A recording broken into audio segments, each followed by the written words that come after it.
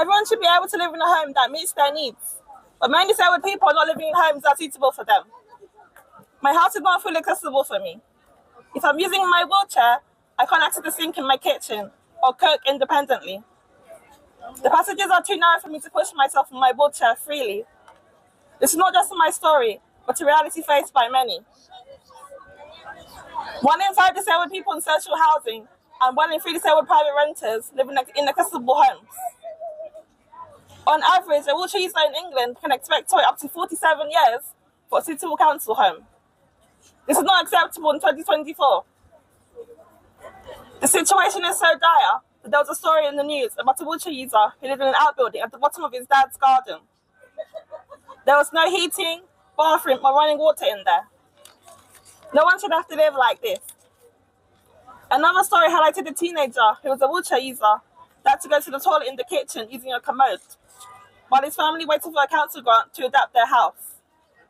These living conditions are horrendous and undignified. To those who are not disabled, imagine being able to perform basic daily tasks independently, such as going to the bathroom, using the toilet, cooking, getting a glass of water, and moving around with ease in your own home. For many disabled people, simple tasks like this become very challenging due to inaccessible housing. Inaccessible homes deprive disabled people of their independence and their basic rights. This can exacerbate their impairments, leading to a negative impact on the disabled person's physical and mental health.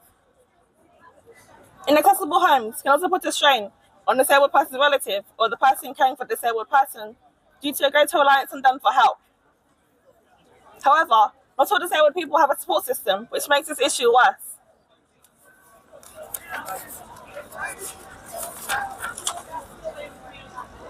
Due to lack of accessible housing, disabled people are often forced to live in temporary accommodation. Temporary accommodations such as hostels can be unsuitable environments for disabled people. On many occasions, disabled people have no choice but to accept housing that has been offered to them by their council, even if it's not suitable.